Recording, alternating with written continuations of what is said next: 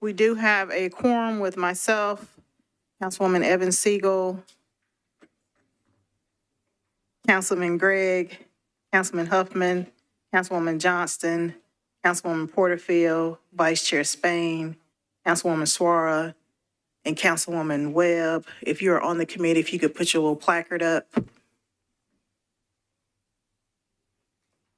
We do have one person signed up for public comment pursuant to Council Rule 28. The public comment period at committee meetings is limited to items that appear on the committee agenda. All public comment speakers must present proof of Tennessee residency. So we have one person that has signed up, and that is Mr. Manning Hall, speaking on Resolution 2025-1594 in opposition. Mr. Hall, you're recognized. Hi, my name is Manning Hall, and I speak in strong opposition to RS 2025-1594. My primary concern is the most dangerous aspect of the embed. It's planned to privatize public safety and its guaranteed impact on the most vulnerable members of our community.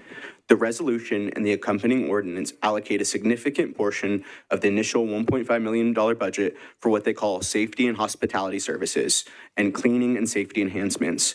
We must be clear about what this means in practice based on our city's experience. It means the creation of a shadow police force. This is not supplemental cleaning, it is the establishment of a private security force. We have already seen this model in downtown Nashville, where the downtown partnership use of contractors like Solarian has been widely criticized by, oh, I'm getting a text from Jacob Coopin right now saying that's going to be better. Okay. These private forces act as a shadow police force that operates outside the full scope of public accountability, and I'm glad there's going to be more this time, but they are primarily accountable to the embed board, a small private group of large property owners, not the residents of Midtown or the Metro Council. Their mandate is clear: to protect private property interests and ensure the visual order required for increasing commercial profitability, even if it comes at the expense of human rights. The services outlined in the embed are structurally designed to displace and criminalize our unhoused neighbors. When private entities are paid to increase safety and cleanliness, their definition of problem often includes the visible presence of poverty. The resources will be spent on perpetual surveillance, aggressive requests to move along, and the reported practice of security personnel targeting individuals experiencing homelessness for minor infractions, all to make the area cleaner and more expensive. This approach is cruel, ineffective, and fundamentally immoral. Instead of investing millions in private enforcement, we should be using resources to expand affordable housing, mental health services, and supportive resources, the actual solutions to homelessness. We know this history in Nashville. Bids provide a legal mechanism for the wealthy and politically connected to create selective zones of enforcement. Voting for this resolution means sanctioning a system that uses mandatory public fees to fund a private entity that is not governed by public equity or democratic consent. It is a vote to institutionalize the harassment of our city's most vulnerable. I urge you to vote no on RS 2025-1594. Do not rubber stamp the creation of a private security state in Midtown. We must demand that the Metro government provide equitable, humane, and publicly accountable services for all of Nashville. Thanks. Thank you, Mr. Hall. All right, committee members, moving on to the consent agenda. I'm going to read off the items that are on consent. If something needs to come off, if you could raise your hand and I'll recognize you. Items on the consent agenda: Bill 2025-1103, Bill 2025-1104, Resolution 2025-1592, 1595, 1596, 1597, 1598, 1599, 1600, 1601, 1602, 1603, 1604, 1605, 1606, 1607, 1608, 1609, 1610, 1611, 1612, 1613, 1619, Bill 2025-1102, 1105, 1106, and 1107. Is there anything that needs to come off of consent? Councilwoman Suara? Madam Chair, it's not about the consent. I just have a quick question or a point of order. Sure. Yes, I think when we were discussing the presentation by NDOT, one of the requirements was that it should be before the votes, and that's why we're doing it. But it looks as if we're going to consider the legislation before the presentation. Thank you for that, Councilwoman Suara. So the NDOT fee legislation is going to be our last item on our agenda, and NDOT will present before that item. Councilwoman Allen? Thank you, Madam Chair. Can I take BL 2025-1105 off? All right, Bill 2025-1105 is no longer on consent. Is there anything else? Councilwoman Suara? Thank you, Chair. Item number 9 and item number 21, please. All right, that's Resolution 2025-1597 is item number 9. Item number 21 is Resolution 2025-1609. All right, Councilman Huffman. Thank you, Chair. RS 2025-1613, item number 25. All right. Is there anything else that needs to come off of consent?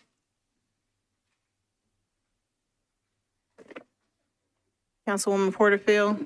Thank you, Madam Chair. Mine is just a clarifying question. I think Councilmember Allen pulled BL 2025-1105, and I don't see that. I'm having a hard time locating that on my agenda. Can you tell me what agenda item it is? It's item number 32. Okay, thank you. All right. Is there anything else that needs to come off of consent? All right, I'm going to read the captions.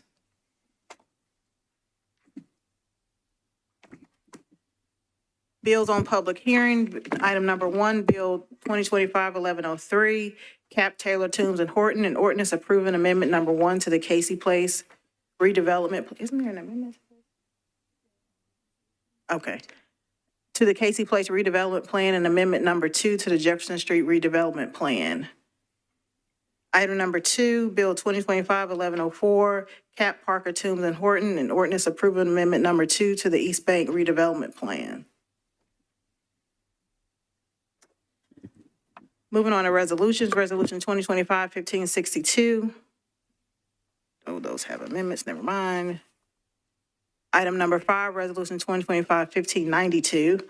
Toombs, Evans, Siegel, Welsh, and Ewing, a resolution approving a grant subaward agreement between Johns Hopkins University and the Metropolitan Government, acting by and through the Office of the Mayor as part of the Bloomberg American Sustainable Cities Grant Project. Resolution 2025-1595, Toombs, Welsh, and Gadd, resolution approving Amendment 1 to a grant from the Tennessee Emergency Management Agency to the Metropolitan Government, acting by and through the Department of Finance to provide for reimbursement of COVID-related eligible expenses pursuant to the Presidential Disaster Declaration number FEMA 4514 DRTN. Resolution 2025-1596, Toombs, Horton, Welsh, and others, a resolution authorizing grants not exceeding $10,800,000 from the Barnes Fund for Affordable Housing to certain nonprofits for the express purpose of constructing and rehabilitating affordable or workforce housing. Resolution 2025-1598, Toombs and Hill, resolution accepting the terms of a cooperative purchasing master agreement with Uber Technologies for on-demand transportation, meals, and logistics solutions for the Department of General Services. Resolution 2025-1599, Toombs and Hill, resolution accepting the terms of a cooperative purchasing master agreement with Stringfellow Inc. for bulk solid waste and recycling equipment for the Department of General Services.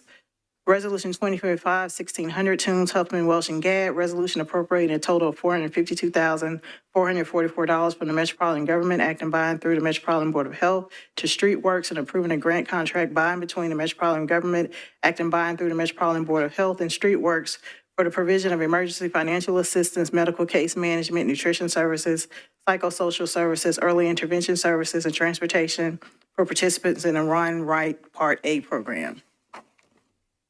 Resolution 2025-1601, Toombs, Huffman, Welsh, Gadd, and Benedict. Resolution appropriating a total of $211,866 from the Metropolitan Government, acting by and through the Metropolitan Board of Health to United Neighborhood Health Services, Inc., DBA Neighborhood Health, Inc., and approving a grant contract by and between the Metropolitan Government, acting by and through the Metropolitan Board of Health and the United Neighborhood Health Services, Inc., DBA Neighborhood Health, Inc., for the provision of outreach services for patients in the Ryan White Part A program.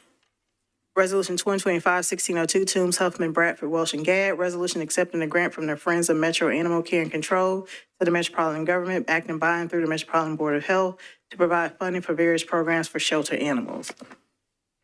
Resolution 2025-1603, Toombs, Welsh, Gad, Ewan, and Benedict. Resolution appropriating $30,000 through a grant contract by and between the Metropolitan Government, acting by and through the Nashville Public Library and Oasis Center, Inc. to provide services that help youth grow, thrive, and create positive change in their lives in our community. Resolution 2025-1604, Toombs, Bradford, Welsh, and others. Resolution appropriating $250,000 through a grant contract by and between the Metropolitan Government, acting by and through the Nashville Public Library and Oasis Center, Inc. to provide college access services for the Power Youth Program. Resolution 2025-1605, Toombs, Welsh, and Gad. Resolution appropriating $120,000 to a grant contract by and between the Metropolitan Government, acting by and through the Nashville Public Library and the Branch of Nashville, Inc. to provide English as a second language classes. Resolution 2025-1606, Toombs, Welsh, Gad, and Ewing. Resolution appropriating $240,011.04 through a grant contract by and between the Metropolitan Government, acting by and through the Nashville Public Library and Nashville International Center for Empowerment to provide English as a second language classes. Resolution 2025-1607, Toombs, Welsh, and others. Resolution approving a grant application from the Tennessee Department of Disability and Aging to the Metropolitan Government, acting by and through the Nashville Public Library for the purpose and installation of a powered adult-sized changing table in the single occupancy restroom of the Green Hills Branch Library. Resolution 2025-1608, Toombs, Welsh, and others. Resolution accepting a child and adult care food program grant from the Tennessee Department of Human Services to the Metropolitan Government, acting by and through the Metro Parks and Recreation Department to provide nutritious meals and snacks for children attending after-school programs at 17 community center locations. Resolution 2025-1610, Toombs, Evans, Siegel, Welsh, and others. Resolution accepting a Safe Streets for All grant from the U.S. Department of Transportation to the Metropolitan Government, acting by and through NDOT to address safety issues along Nolensville Pike related to substandard and/or missing walking, bicycling, and transit facilities, the need for pedestrian scale lighting, and lack of crossing locations present throughout the project area. Resolution 2025-1611, Toombs, Evans, Siegel, Gad, and Ewing. Resolution approving an application for a recycling rebate grant from the Tennessee Department of Environment and Conservation to the Metropolitan Government, acting by and through the Nashville Department of Waste Services to purchase curbside recycling carts and use AI technology to identify contamination and recycling. Resolution 2025-1612, Toombs and Evans, Siegel. Resolution accepting the terms of a cooperative purchasing master agreement with EnviroSite LLC for sewer inspection equipment for the Department of Water and Sewerage Services. Resolution 2025-1619, Resolution, Porterfield and Suara, resolution requesting that the various authorities and agencies of the Metropolitan Government adopt procurement policies that align with the procurement code and the related procurement regulations of the Metropolitan Government of Nashville and Davidson County.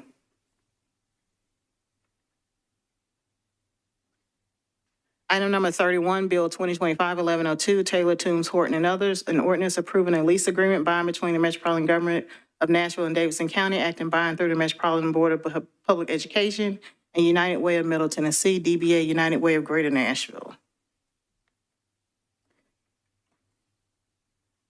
Item number 33, Bill 2025-1106, Welsh, Toombs, Huffman, and others, ordinance approving a limited revocable license agreement between the Metropolitan Government, acting by and through the Metropolitan Board of Health and Cosecha Community Development to create, operate, and maintain a non-commercial community garden on the west side of the Woodbine Clinic to utilize Metro property to improve community health and nutrition. And item number 34, Bill 2025-1107, Evans, Toombs, Evans, Siegel, Horton, Vo, and others, ordinance approving a greenway conservation easement between the Metropolitan Government of Nashville and Davidson County through the Metropolitan Board of Parks and Recreation and Beazer Homes LLC for greenway improvements at 0 Kemp Drive. Is there anything that needs to come off the consent agenda? Councilwoman Porterfield. Thank you, Madam Chair. Agenda item number 10, RS 2025-1598. All right, item number 10 is no longer on consent. Is there anything else that needs to come off of the consent agenda? Hearing nothing, can I get a motion? Been properly moved and seconded to adopt the consent agenda. Is there any further discussion? Hearing none, all those in favor, aye. Opposed, no. Any not voting? Motion carries. All right, going back to the items that were not on consent, item number 3, Resolution 2025-1562, Cap Toombs, Horton, Allen, and Ewing. Resolution approving the activities and improvements eligible for tax increment financing in the Casey Place redevelopment plan. Can I get a motion? Been properly moved and seconded. Councilmember Cap, you're recognized. Thank you, Chair. So yes, this is a resolution to approve certain activities to be funded by tax increment financing consistent with surveys and other work that was done by MDHA. But I do have an amendment that I would ask a member of the committee to move. Been properly moved and seconded to approve the amendment. Councilmember Cap. This amendment changes some language, but not the substance of the underlying bill. The earlier version referred to spending some TIF dollars on affordable housing, which is not directly allowable. So the amendment clarifies that it's for infrastructure and other supports for affordable housing. And the amendment reflects the input of the surveys and just cleans up that language. Is there any additional discussion on the amendment? Councilmember Allen. Not on the amendment. Not on the amendment, okay. Any additional discussion on the amendment? Hearing none, all those in favor, aye. Opposed, no. Any not voting? Motion carries. Can I get a motion on the resolution as amended?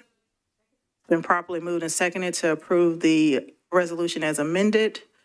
Back to you, Councilmember Cap, did you have additional comment? Yes, Chair. I just wanted to call up MDHA when appropriate to speak to the survey results and how that's reflected in the resolution. Let me go to Councilwoman Allen first. Thank you. This will save Mr. Kane 2 trips. While he's coming up, if he could also address the fact that certain things like grocery stores and childcare also tend to be high priorities and that those are not excluded because of what is listed. If you could introduce yourself for the record, and you're recognized. Thank you. Joe Kane, I'm Director of Urban Development with MDHA. Yes, so these are priorities that we have listed. We had multiple opportunities for people to join us in live meetings, virtual meetings, hybrid meetings, as well as opening up surveys all the way across the county, reached out to neighborhood groups and the like to get input back on them. What you're seeing here in this resolution, which is also similar to Resolution 1563 that you'll see next, it includes what those top priorities were. It does not prohibit MDHA from utilizing tax increment financing for other eligible expenses in accordance with state law.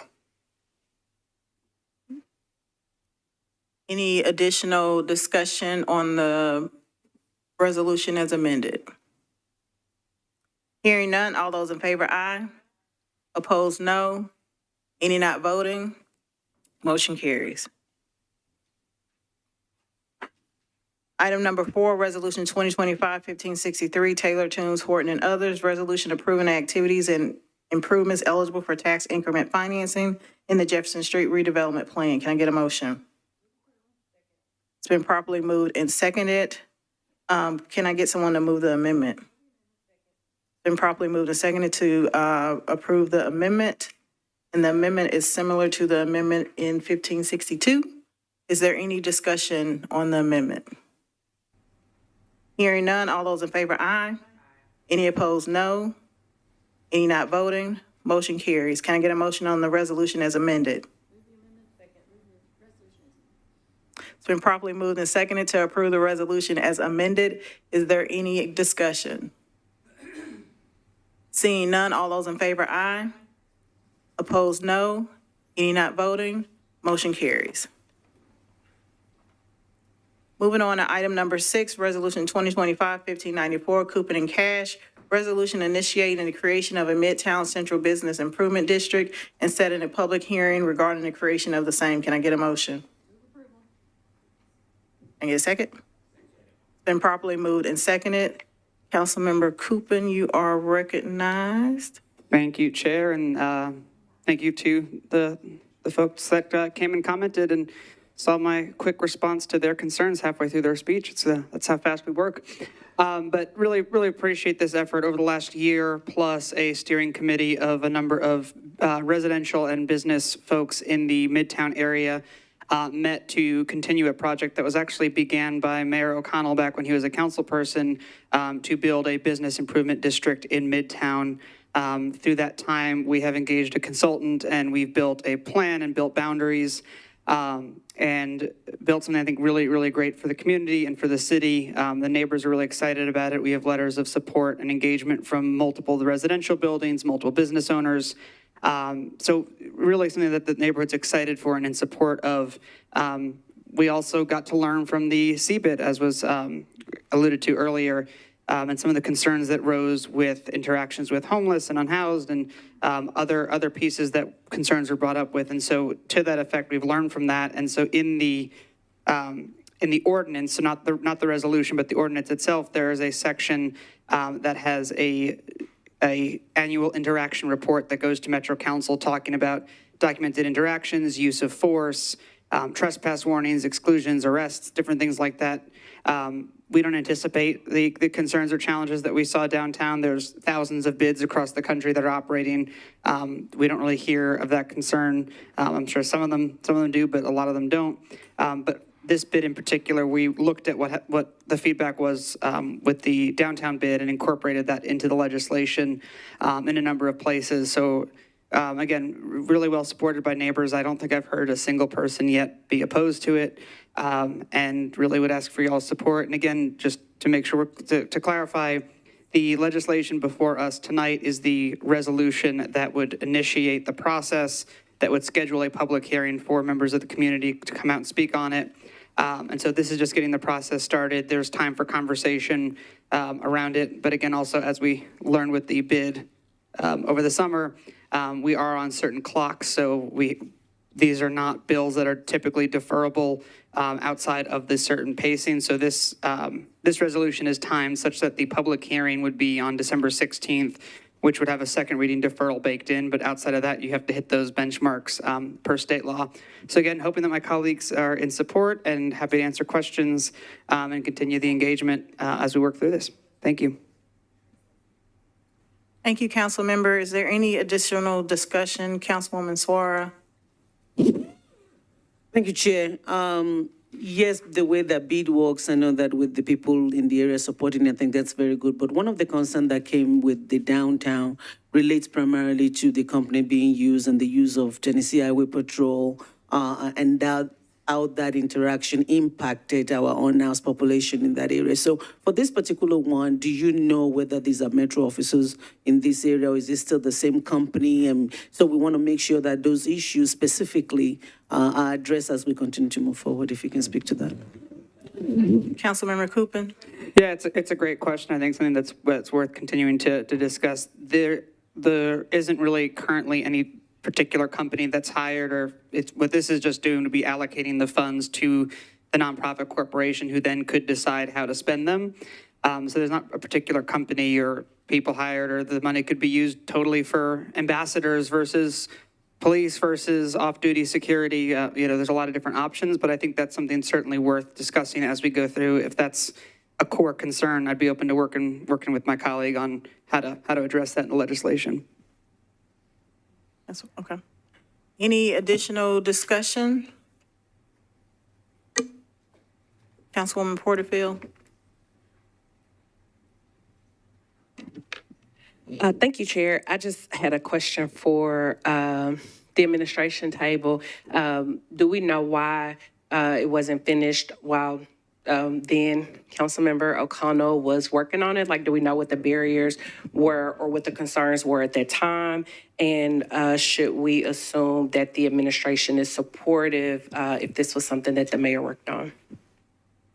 Mr. Rosenberg, do you want to take that?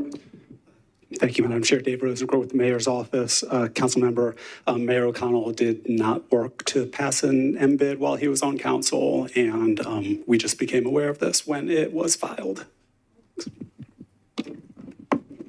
Thank you for the clarification. Councilmember Coopin? Just want to clarify, because maybe I'm not phrasing it correctly. He never brought legislation forward to it, but my understanding is, with speaking to the folks that I worked on this with, is that that was a project that he had also talked about and engaged with. So I don't think it certainly did not get to the point of legislation or anything to that nature. And happy to be corrected, but the number of folks I spoke to when I first brought up the conversation were excited because this was one of the things Councilman O'Connell at the time had talked about, to my understanding, and there was interest in it, but I don't know how far he took it. Any additional discussion? Councilwoman Porterfield.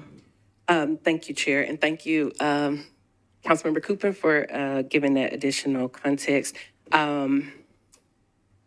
Since this is just starting the conversation and not actually moving forward with it, I'm still thinking about how I'm going to vote on this. I think I'm going to abstain right now and just think about it a little bit further. Some of the concerns that were brought up last time about a bid, I think are still some concerns. So I've not taken a position on whether I'm supporting it or not supporting it at this time. I just want to think about it a little bit further, but I just wanted to explain why I'm abstaining today.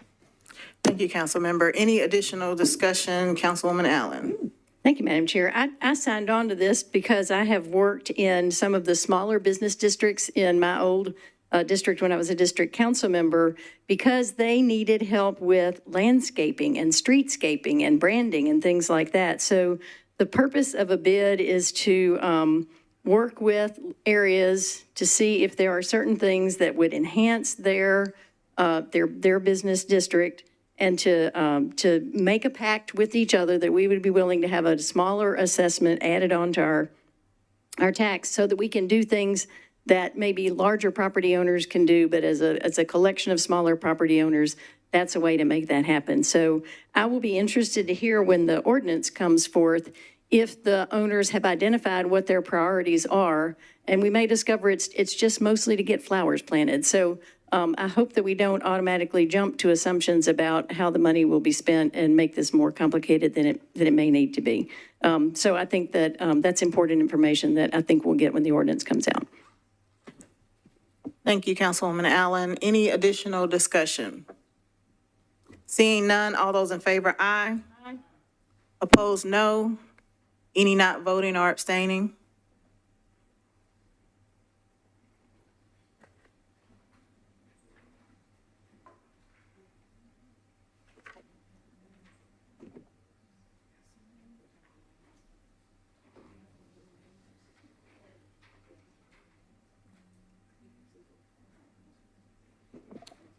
Item number 9, Resolution 2025-1597, Toombs and Hill. Resolution accepting the terms of a cooperative purchasing master agreement with Meal Vision Technologies, Inc. for public safety software for the Department of General Services. Can I get a motion? It's been properly moved and seconded. Is there any discussion? Councilwoman Suara. Yes, ma'am. Thank you, Chair. In looking at it, it just says for public safety software, and in looking at the details, I didn't see anything. So I just want someone to explain what those are. Is there anyone from General Services here? Oh. All right, if you could introduce yourself for the record, and you're recognized. Yes, I'm Brian Cantrell with the General Services Department. I couldn't quite hear the question because I was sitting in the back. Could you ask that again? I'm sorry. Yes, sir, and thanks for coming up. It says public safety software. That was the only description, so I don't know in details what exactly this software does. The software is a traffic light preaction system. So one of the things that we looked at, and from the faith group study, enhancing the security here at the courthouse, one of the things we looked at was the mayor's garage door. And in looking at that, we've seen the safety issue of them pulling in and out of the garage onto James Robertson Parkway. This will give his detail. This will allow us to purchase a system that will give the detail the opportunity to change those traffic lights so that they can get in and out of the garage safely. So this will provide a safety initiative for the mayor, his detail, and the public. Thank you. Is there any additional discussion? Councilwoman Allen. Thank you. Maybe just for a little clarification. So this is a $500,000 contract that we're going to save $52,000 on. And is it just those lights on James Robertson Parkway, or will it cover more of downtown? Just for now, we're just looking at the lights there at James Robertson Parkway. Okay. Is there any additional discussion? Hearing none, all those in favor, aye. Opposed, no. Any not voting or abstaining? Motion carries. All right, item number 10, Resolution 2025-1598, Toombs and Hill. Resolution accepting the terms of a cooperative purchasing master agreement with Uber Technologies for on-demand transportation, meals, and logistics solutions for the Department of General Services. Can I get a motion? Been properly moved and seconded. Is there any discussion?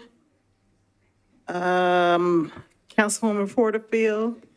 Also known as Councilwoman Evans for a moment. Thank you, Chair. I just pulled this off consent because I was reading through it and I was just trying to get a good understanding of what it's doing. So if someone could just explain what this is or is not doing, I would appreciate it. And thank you for letting me use your desk mic.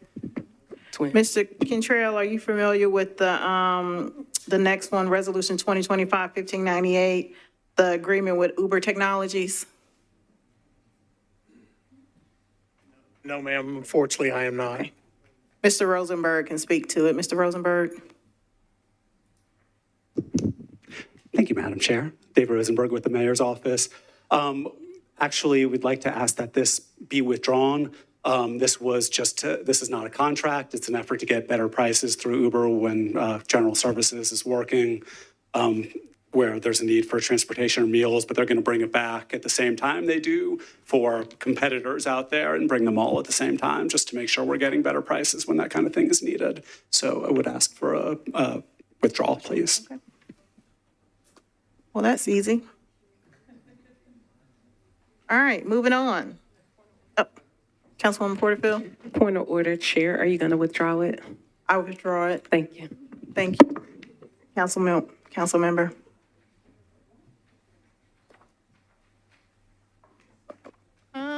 Item number 21, Resolution 2025-1609, Toombs, Evans, Siegel, and Ewing. Resolution approving a contract between the Metropolitan Government of Nashville and Davidson County and CDK Enterprises, LLC, DBA Southern Lighting and Traffic Systems to provide Ouster Lighter System and Ouster Blue City Analytics for the purpose of enhancing pedestrian safety and improving traffic management throughout Davidson County. Can I get a motion? It's been properly moved and seconded. Is there any discussion? Councilwoman Suara. Thank you, Chair. Same question. Some of these things are not very clear as I read through the analysis or even the contract. What are these traffic management systems and what exactly do they do? All right. Is this in? Is there someone from NDOT who can speak to? Oh. If you could introduce yourself for the record and you're recognized. Chris Mitchell for NDOT. Can you repeat the question? I'm sorry. Councilwoman Suara. Thank you. It's a traffic system, management system. What exactly does it do? Okay, so it will collect real-time data for traffic and pedestrians at crossroads. It's an improvement. Does it track anything? I guess that's where I'm going. What does it track? It's part of, we were successful with our LiDAR system that we put out through the SMART grant out on Clarksville. And it allows us to actually view and watch near misses. So it's more of helping us to be proactive than reactive. And so we had a lot of success over on Clarksville through the LiDAR system where we were seeing where people were actually walking and moving. And then in partnership with Vanderbilt, they were able to pull this data together and share it out with us. And with that, we actually put in a hawk that allowed people to walk where they were safely across the traffic. We put another hawk in down by the grocery store where we were seeing people walking, and it was on a hill. So there was a lot of really close crashes that could have occurred and it prevented. And that's what this will do as well. So this is part of the mechanism helping us identify where we have those close calls, those near misses, so that we can actually be more proactive and changing up the design. We're doing our planning for an intersection. We also are looking to make it mobile so that we can move it around to different intersections where we're seeing crashes occurring so that we can put the best design forward. Thank you. Does it retain any information about vehicles and licenses and things like that? No, ma'am. Actually, it actually shows like, it's funny because it has like a box in purple for a WeGo bus. It has yellow for a big 18-wheeler. It has red for a person, and it looks like a stick person. I hate to say. One time they made fun of it and put a cowboy hat on it for me. Vanderbilt did that for me. So it doesn't show any information, faces, or anything like that. It's more boxes and sizes of the actual vehicles, as well as people, and even has bicycles as well, so that we can see where it is. And they are tracking that activity. And again, they're providing that data back to us so that we can actually use it as part of our design to create those environments so that we are reducing those crashes from occurring. You're welcome. Thank you. I believe that Mr. Rosenberg wants to chime in. Thank you. Thank you, Madam Chair. In addition to what Ms. Alarcon noted, this is, sometime back, the council accepted a $10 million SMART grant for pedestrian safety on Nolensville Pike and in North Nashville, and that's what this $6 million is from. Thanks. Councilwoman Porterfield, did you still have a question? I did, thank you. And Councilwoman Sora hit my question, but I just wanted to clarify with the director. So the boxes that it does track the boxes. So if there's a car, it will track that particular car, but there is nothing that will show you the license plate. There's nothing that will identify the driver of the car, no type of surveillance activity. No, ma'am. It's actually a green box, and that's all we see. Okay, thank you. The size of a car. Thank you. Well, not an actual size of car, but what it, in a relative scale. Is there any additional discussion? Seeing none, all those in favor, aye. Opposed, no. Any not voting or abstaining? Motion carries. All right. Item number 25, Resolution 2025-1613, Toombs and Evans. Resolution authorizing the Metropolitan Department of Law to compromise and settle the property damage claim of Pam Swooner against the Metropolitan Government of Nashville and Davidson County in the amount of $113,875.98, with said amount to be paid out of the self-insured liability fund. Can I get a motion? It's been properly moved and seconded. Is there any discussion? Councilwoman Evans? Thank you, Chair, for recognizing me. This is a resident that lives in District 12, and so I wanted to come to budget to ask a couple questions so I don't slow the meeting down tomorrow night with Metro Legal, really around the process. And I guess one of the questions that I had after seeing kind of this kind of wind its way through is how do we treat claims when it is a claim where it's a Metro department who's said, like, this is an issue on our end, this resident needs to file a claim, versus when the claim situation may be in dispute between the parties or departments or that kind of thing. If you could introduce yourself and then you're recognized. Sure. I'm Laura Fox from the Department of Law. Yes, how do we treat those claims differently? Well, I know in this case, the claims adjuster did reach out to Ms. Swooner early on and try to get those bills as quickly as possible. This claim has a long story to it that's kind of sad, and I feel terrible about how it all unfolded for her, because it is, a sewer leak is not anything you would wish on anybody. So I know that within 24 hours or 48 hours, our claims rep had reached out to her and asked for the bills. It did take quite a while to get those bills. I think that Ms. Swooner was busy, honestly, trying to do a lot of the work herself. Her insurance company at first sent somebody out to clean up the place. She was dissatisfied with that and hired ServPro, and then they did a much more thorough job, so that's really good for her. The bills were all received by the end of April. This happened in January. The bills were all received by the end of April, and at that point, Rachel was working, and I think that's where some of this got slowed down considerably. Rachel was trying to explain to her that if something is broken or damaged by Metro, respectfully, the law doesn't have us buy you a new one. We pay the depreciated cost of what was damaged. And so I think there was a disconnect there in the understanding about that situation. And I think Ms. Swooner disagreed with the valuation that was given. And because she disagreed, I think we asked some lawyers to look at it. And I know that that was trying to speed things up and help the situation, but I think that ended up slowing it down because everyone's very busy. So I think that was part of the reason this case took a little bit longer, definitely than it should have. The Department of Law apologizes for that delay. And we certainly did nothing to try to slow this down on purpose. I know Ms. Swooner is a great citizen of our city, a longtime citizen, and has served on the beautification board.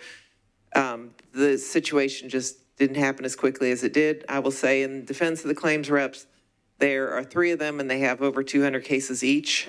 And so they're working very hard to handle all these things. You guys have given our office another claims position, which we very much appreciate. And we're in the process of hiring that person now. And hopefully that can also help move all our cases along very quickly.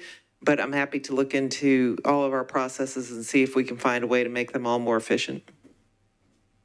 Thank you. I appreciate that input. And I think the other question I had was really like, I guess seeing this in action really made me kind of concerned about like, how are we handling residents that don't have financial means? And I will say, like in this case, residents really didn't have the financial means to do all the remediation and go through like this. We're almost on a year, in January, it'll be a year.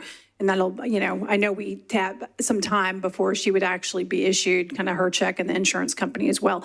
But like when residents don't have a financial method and she was able to use a HELOC and have the expense that comes along with that to be able to move things forward.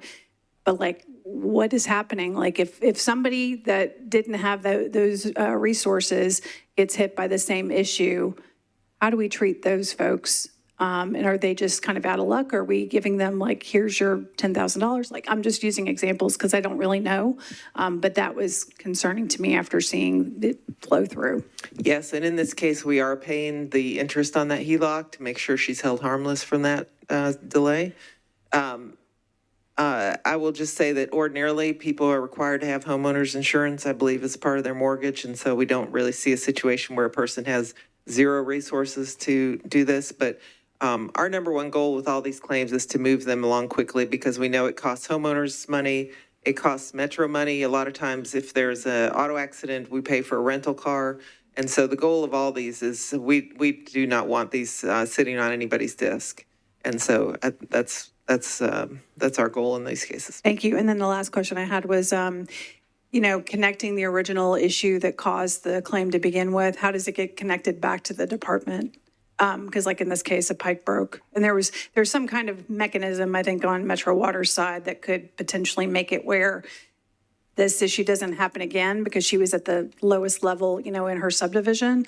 And so, I would like to make the assumption that Metro Water would be like, yeah, we're going to fix whatever this issue is. But do we have that bridge to kind of connect between the claim and the original issue that caused the claim? Yes, the claim in this case, the cause of this was a broken main, and it got backed up because it was broken, and that has been repaired. In addition, Ms. Swooner's house has been fitted with a backflow preventer, which is intended to prevent this from happening again. Thank you. Is there any additional discussion? Seeing none, all those in favor, aye. Any opposed, no. Any not voting or abstaining? Motion carries.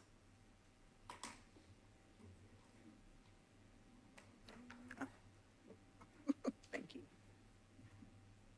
All right, we do have one late file resolution. Toombs, resolution to approve the Second Amendment to a grant contract for constructing affordable housing approved by Resolution 2022-1857 between the Metropolitan Government of Nashville and Davidson County, acting by and through the Metropolitan Housing Trust Fund Commission and Project Return, Inc. Can I get a motion? Been properly moved and seconded. Is there any discussion? Seeing none, all those in favor, aye. Any opposed, no. Any abstaining or not voting or abstaining? Motion carries.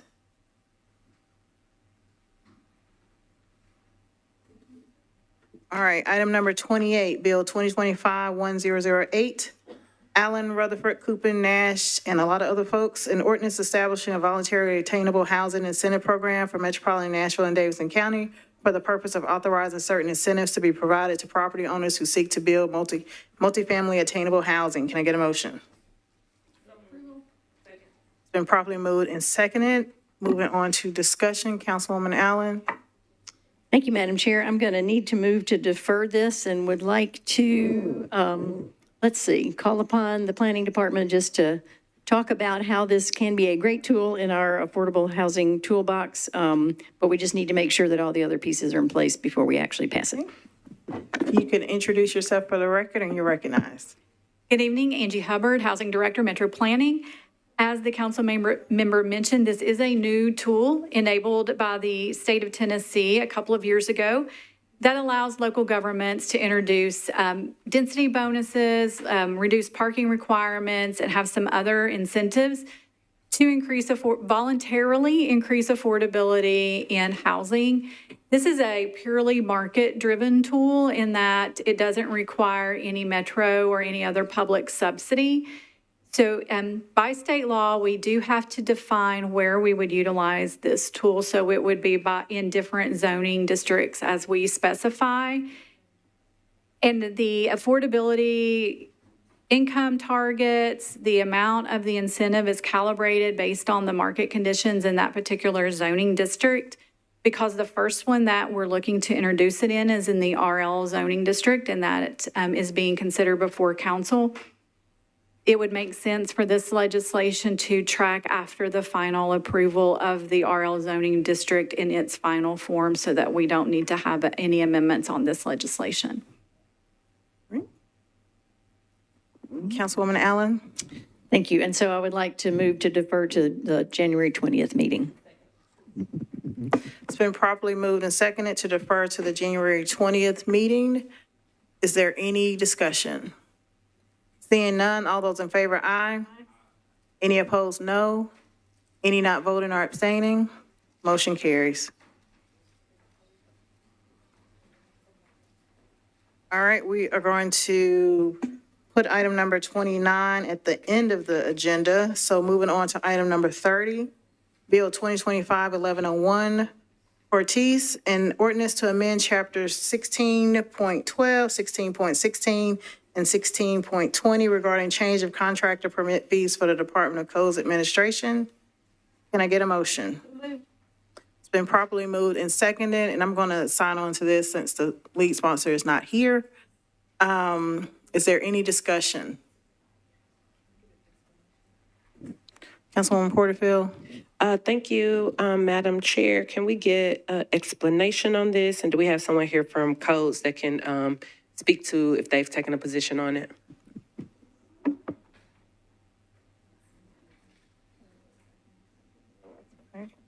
Director Darby? So this bill basically will allow for a change of contractor fee to go through without a refund based on the administrative cost of the permit. I don't know if Codes has approved it. I'm looking at Dave, and Dave is nodding his head yes, that Codes is in support of this piece of legislation.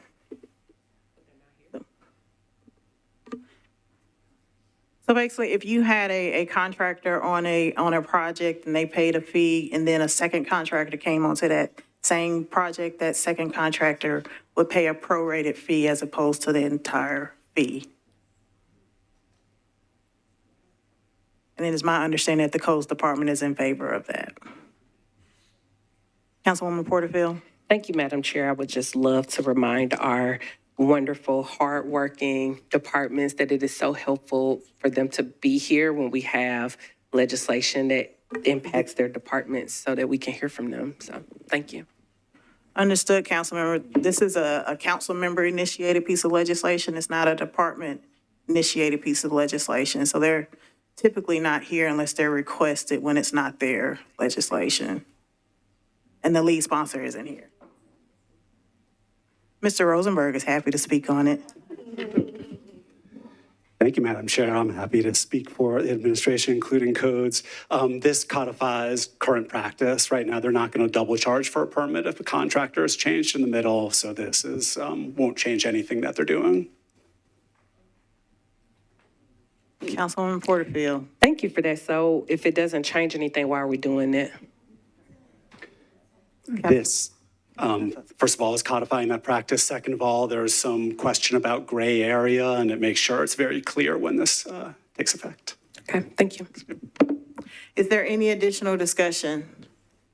Seeing none, all those in favor, aye. Any opposed, no. Any not voting or abstaining? Motion carries.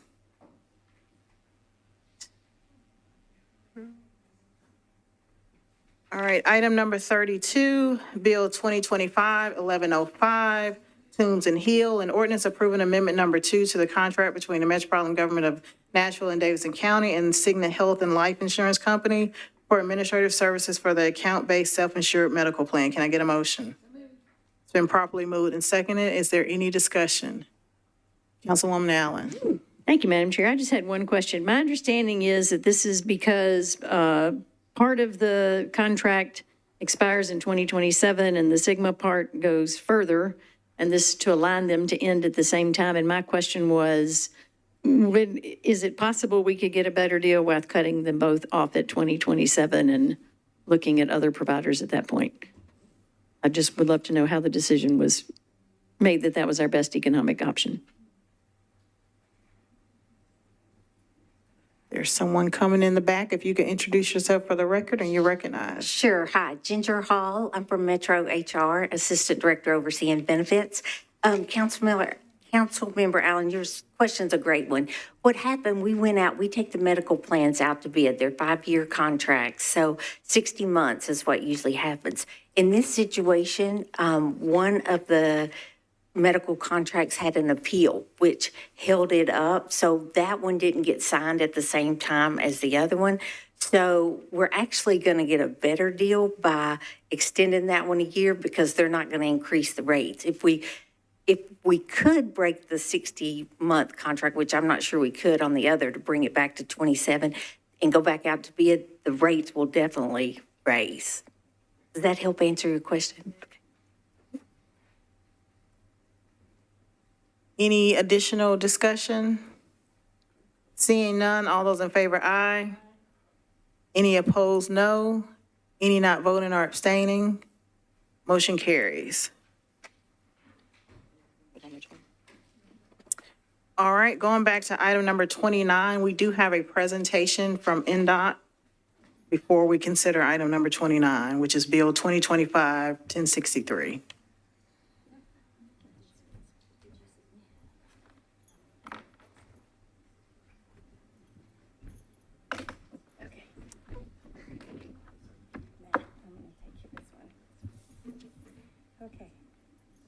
All right.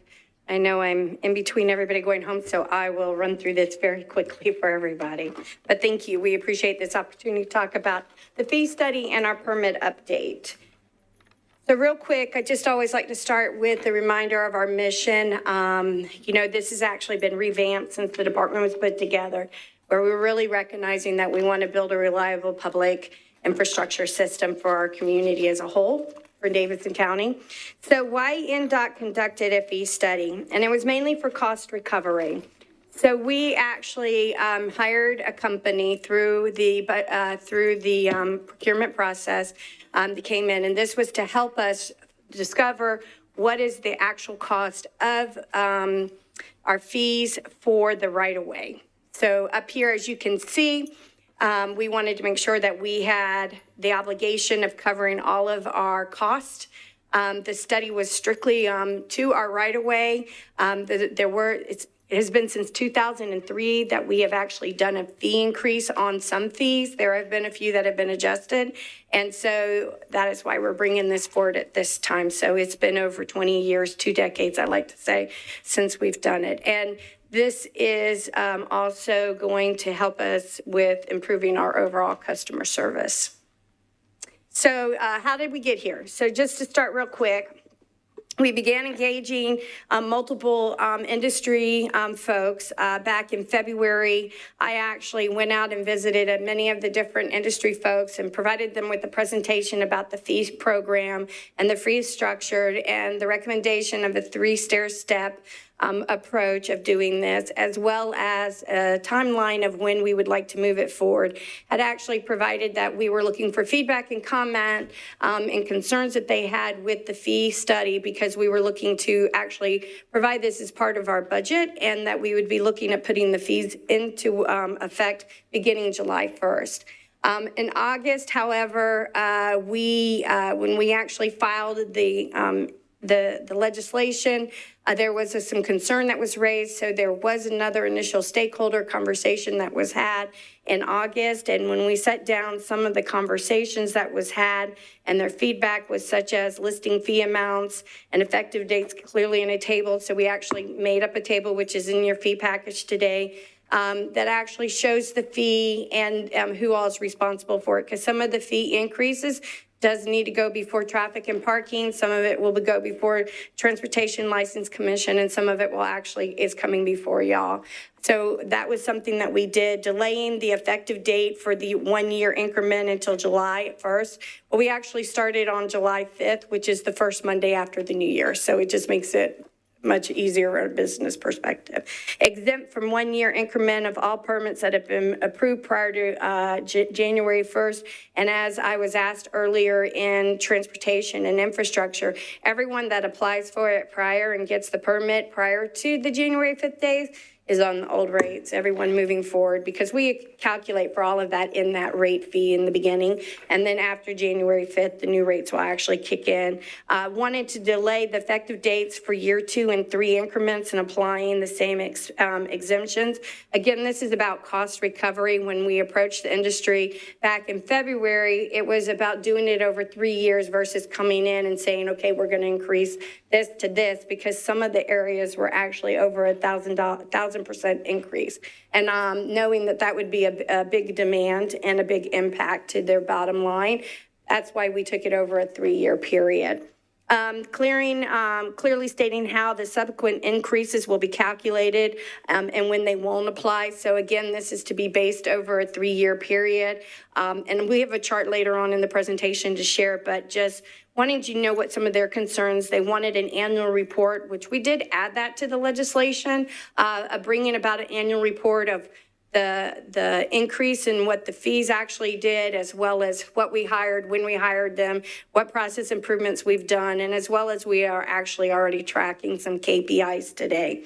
So we're fine with bringing about that, and then requiring a new fee study every 5 years, which we felt would be really great, given that it's been 2 decades since the last one was done.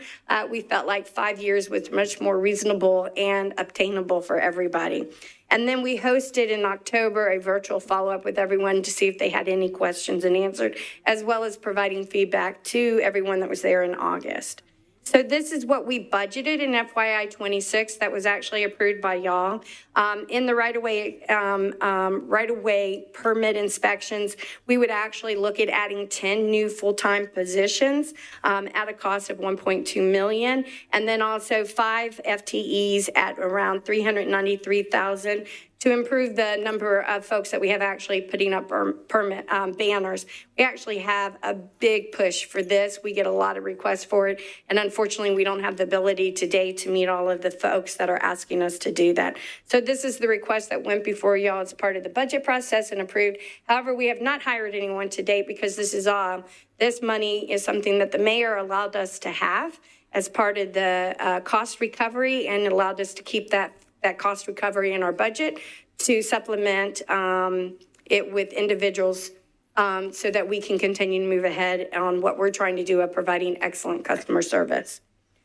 So here is what's in your legislation that we're looking to approach over the 3-year period. As you can see, we have the fees identified on the left, the current fee structure that's in place, what they recommended. And now this total cost fee is what they recommended altogether. And instead of just jumping to this, we recommended it be divided up over the 3 years. So in year one, just staying with right-of-way abandonments, right now it costs $300. The total cost to actually administer this, because it touches multiple departments, including ours, is $1,238.75.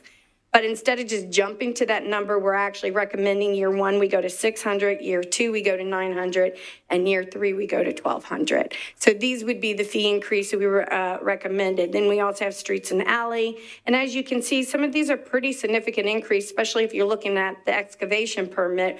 Well, right now we only charge $100 and $1,400 is actually the cost to do it. So again, instead of just jumping to that high number right off the bat, we actually recommend doing it over this 3-year period to the community. And so that's the breakdown that you're seeing before you right now.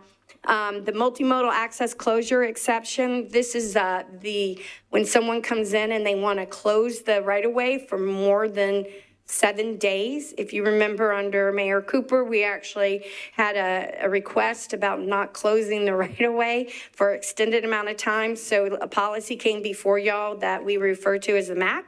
And that's what this is. We currently charge $500, but you can see the cost is over $1,600. So we're actually also requesting that that be stair-stepped as well over a 3-year period.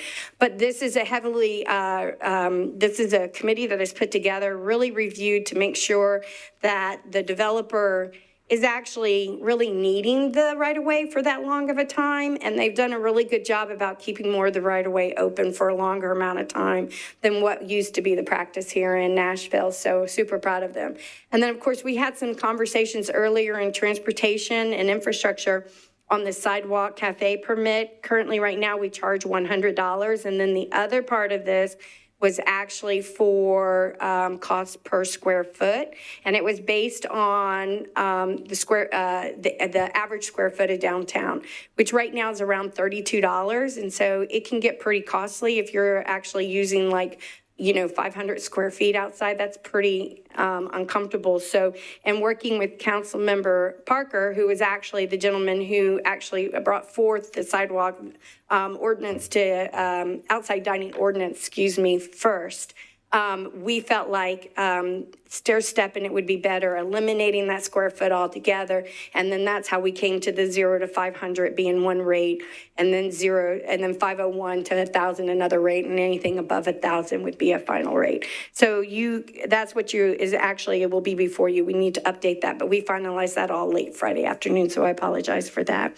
Or actually, we did get it updated, I'm sorry. So it would be, actually, it's not up to date. We need to get that updated. Sorry about that. And then we have special events that are included in this as well. And again, this is recommended to be stair-stepped over a period of time and not done in the initial, first year of it, even though this is over 2 decades old. So we wanted to kind of give you an idea. We did do some forecasting of how much revenue that it would potentially bring forth. And again, this is based on prior years permitting.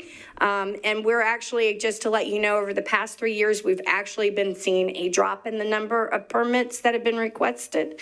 So we went very conservative with our ask in the budget. We wanted to make sure we were going to generate the revenue before we actually made the ask. But as you can see in year one, with the revenue recovery, which also includes indirect costs, it would be roughly around $14 million. In year two, it'd be $25 million, and in year, it'd be $37 million. So that's also just real quick, the $14 million is included in the 25. It's not on top of $25 million. So this is adding and going cumulative a cost of what the recovery would do. And then last, we do have a hiring plan of hiring folks so that we can, again, really look at providing excellent customer service. So the first phase one, which would be in year one, is stabilizing operations. Right now, we actually use consultants to help us with the inspections in the field, and that can get very costly. And I'm going to share some information on that with you here in just a few minutes. And that's a backfill that we do. When I actually got here in January of 2022, can't believe we're almost on 4 years. we actually only had 4 people that were operating inspections in the field. And for a city this side, with the amount of permits we had and the growth we were having, it's to explain why I was hearing complaints about potholes and breaks in the roadway and just the mess that I was hearing about the right-of-way. We actually went out and took some of our capital spending dollars and put them toward bringing on consultants, and I'll be sharing that dollar with them. Year 2, we're actually looking to continue to expand the capacity and add folks. We want a landscaper, so Councilmember Allen, you spoke earlier about that. So we want to add a landscaper inspector to make sure that they're boring and doing things correctly. We also want to bring on a superintendent or an administrator and some specialists that are going to help us continue to look at streamlining the process for our permits. We still question, do we need all the permit categories? Can we reduce some? And we really didn't ask them to look at that. We asked them to look at cost recovery for us at this time. And then in phase 3, we're actually looking at, again, reinforcing our staffing levels. And it's really about getting very responsive, that great, excellent customer service, really being able to do some more regional approach by adding more inspectors, even looking at adding folks within our planning division so that we're actually been able to turn that around with the hope of getting to about 37 folks that are in that group. And that actually is a group that Devin oversees, who's to my left right here. And I'm sorry, I didn't even introduce staff, but I apologize. This is Devin Doyle. He is actually our manager over our development services. And then next to him is Alan Hand, who oversees our permitting. So I brought these gentlemen for those tough technical questions. And then, of course, one of the questions that was asked of us last time, and I believe this was one of your questions, Councilmember Johnson, was how much are we paying the consultants to what it would cost for us to bring them in-house? So when we went and looked at all of our different consultants, it's anywhere from $78.74 to $121.28 per hour, because they're not all the same, they're different. But if we were to bring them in-house, including fringe benefits, it'd be about $36.92. So there's another good reason to bring them in-house and have them actually be part of our team. And then always we just provide Hub Nashville, because believe it or not, this is the best way for us to get most of our work done. Everything we have is on a work order, and we're pretty quick and responsive about getting it done once it's put in. So I like to always still push that, and I'll take any questions that y'all may have at this time. Thank you. Councilwoman Porterfield. Thank you, Director. Thank you for that comprehensive presentation. Can you go back to the slide with the fees on it? Yep, one more. There you go. Yeah, that one, I think. Yes, okay. My first question is, what is high impact versus low impact? I saw under section 12D, under the excavation section, there was some location for high impact there, but that looked to be specifically under like excavation, and I see high impact, low impact in multiple places. So can you just explain to us, because it looks like there will be a different fee charged based on high impact versus low impact? Yes, ma'am, you're absolutely correct. So our high impact area is actually more in the downtown area, where we're going to have, it's a lot trickier, I want to say, and also a little tougher to close. That's considered the high pack in area. So if someone is going to be doing some excavation, because if you think about, we have a little bit of space in which to move people around and everything, it really does have a very high impact when we're shutting down roads and sidewalks and stuff. So when they're excavating, it's not a one-day process. They're digging a hole, and they're typically, in the case with, NES, they're putting a brand new vault in. With the pipelines or even water, they're putting in a new water pipe. And so it's a big, deep hole that's built, so they're excavating it. So the high impact area is mainly in the denser areas, and the low impact is in the suburb areas, because there's a lot more flexibility to move people around when it comes to traffic direction and that kind of scenario that plays into it. So that's the difference when you see that in both excavation, sidewalk and right of way, and temporary street closures. Thank you. And I'm assuming that is like in policy somewhere. It's not going to be subjective. It's actually outlined. It is. Okay. Yes, ma'am. And then my next question is, why not charge the full amount for year 3? For some of these, the amount is like a small difference, but for example, for the first one, I could barely read that from here, but it's like the total cost is like $12,000, maybe that's $38. $1,200, excuse me, and by year 3 is just $1,200 even? For simplicity reasons, more than anything, we decided we'd round down instead of rounding up. And it's just as easy from a calculation perspective and for the system itself. So it was just a nice give. I hate that we're leaving money on the table, but okay. It adds up, so whatever. Then my next question is, why were the fees so low initially? I can't speak to that, but the last time the fee study was actually comprehensively done was in 2003. And then that it passed. And then there were some fees that actually got improved in 2018, but most of the fees were not actually approved. They're over 20 years old, so that's why you're seeing so many of these that are actually quite low. Okay, thank you. And then my last question is, will people be made aware of upcoming increases? So for example, if I go right now or after a legislation passes, if I go and I get something and let's say I'm in year 1, so I'm paying $600. Well, next year I'm going to expect to pay $600 again. So are you all going to like proactively let people know that this is on an uptick? Yes, ma'am. Okay, thank you. Mm-hmm. And just to let committee members know, the current queue includes council members Allen, Johnston, Huffman, Swara, and Vo. Councilmember Allen. Thank you, Madam Chair. Couple of questions. First of all, units on this one, are these like per linear foot or per day or per week or total cost? So this is actually like a flat fee cost. Flat fee? Yes, ma'am. So if someone's doing an excavation or... So they would be paying this, so this would allow them to pull an excavation permit, and if you remember, in one of the amendments, we had changed it from 50 to 500. So they would pull an excavation fee for up to 500 linear feet. If they were going above that, they would have to pull another excavation permit for above that.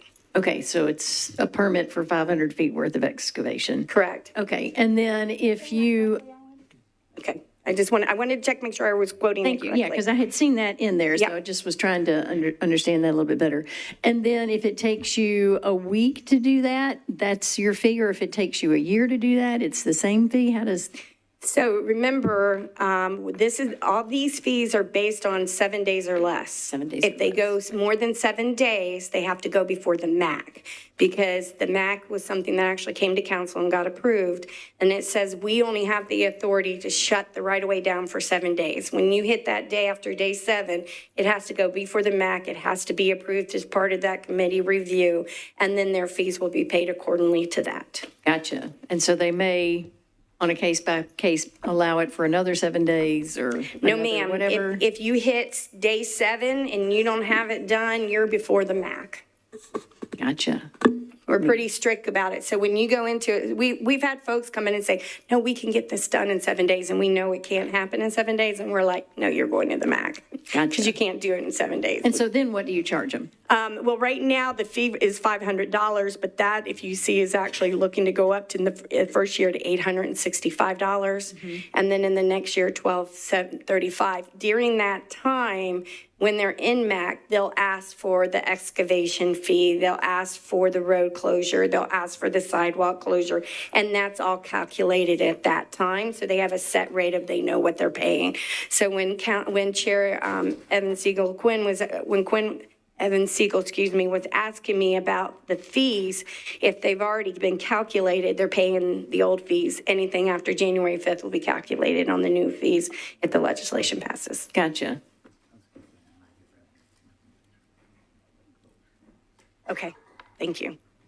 If you have interest in more of how the closure fees work, we can have Alan jump in. And then there's a closure fee. Well, I mean, having been on the other end of this where something, where a dumpster was in the right of way for a year and they paid for it once and that didn't seem right. I think this makes sense. That's where the MAC really came into play, so that we didn't have it sitting there excessively. And that's multimodal access closure. Okay. Yes, ma'am. And you go into that fee for that one. And then on the having made the change on the excavation permits to look at the first 500 Yes, ma'am. feet, and then there's another amount, do we treat the sidewalk closures and the right-of-way closures the same way, or is that done per 50-foot increment? How does that work?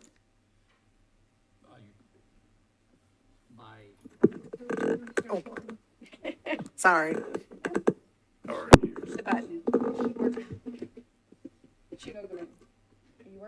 It doesn't have a light.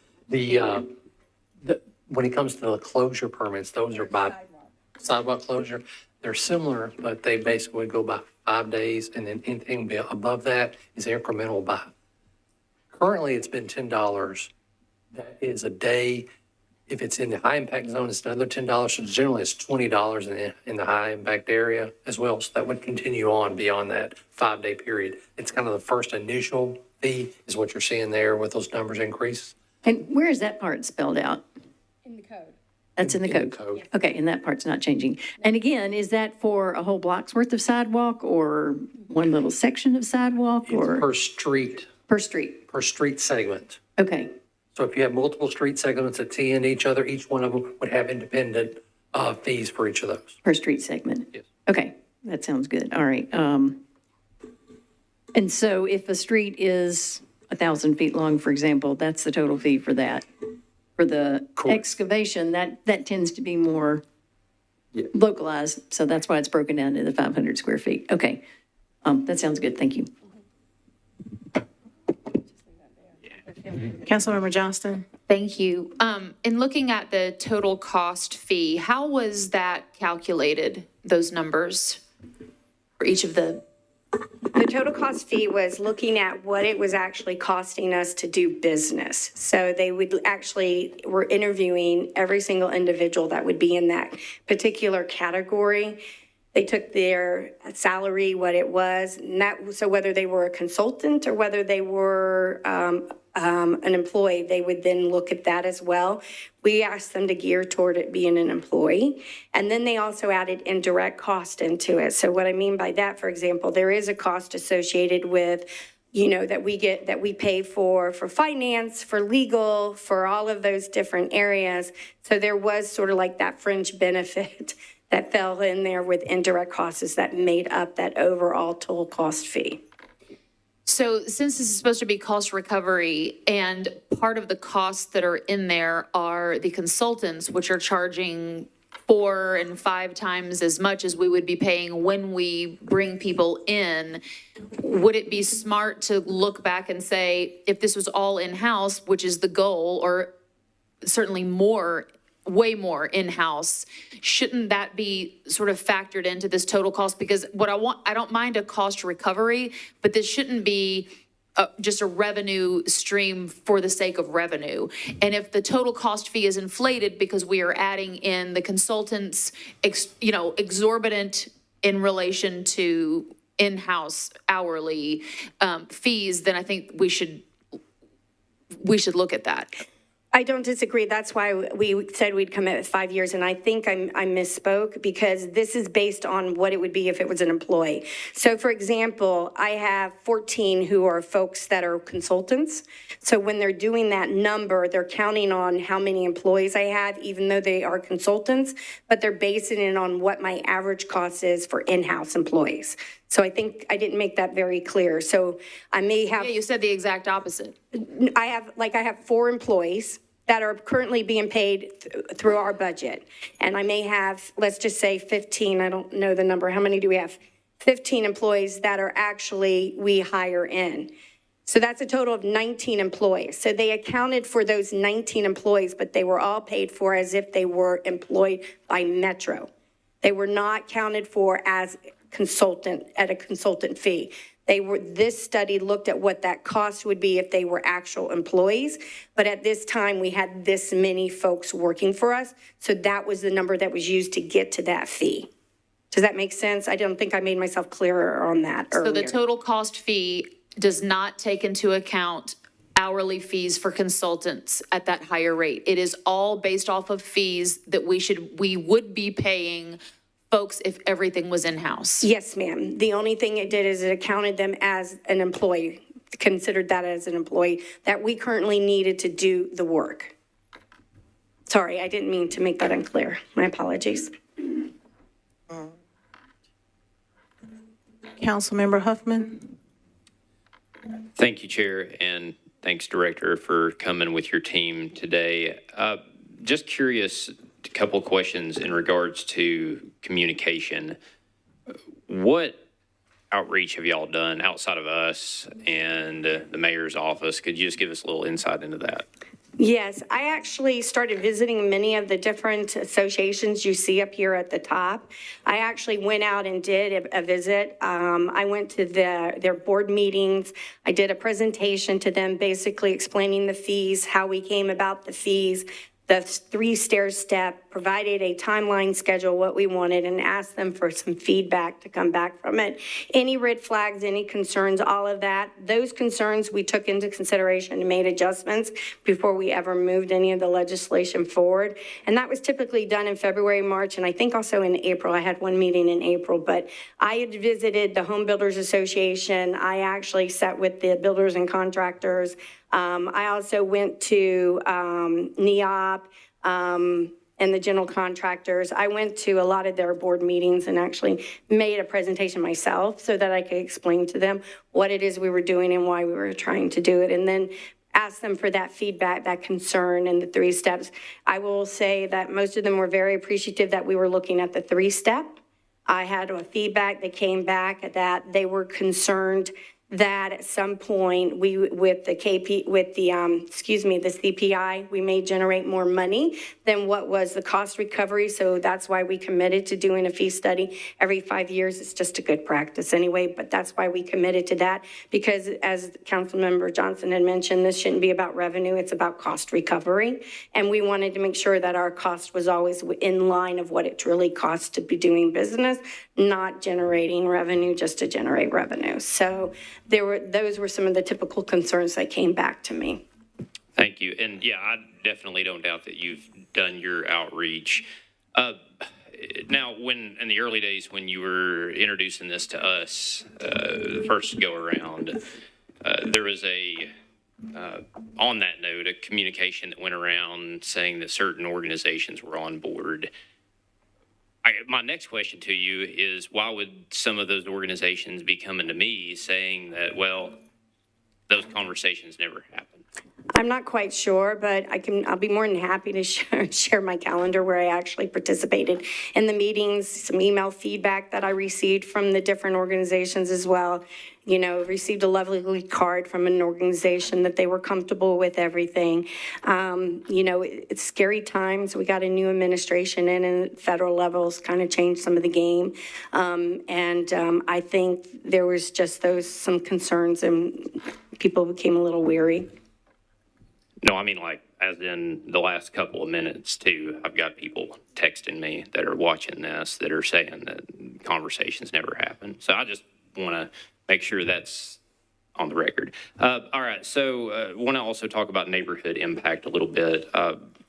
What outreach have y'all done in regards to neighborhood associations, community meetings? And I'd like to cite just the planning department.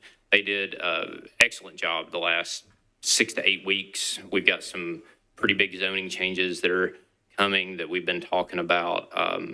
So just want to highlight that and use that as an example. And I mean, I think it would be a good reason to talk about it on that level, just considering it's a big change. You get no argument from me that we need to increase it. But people, community organizations, neighborhood organizations, nonprofits,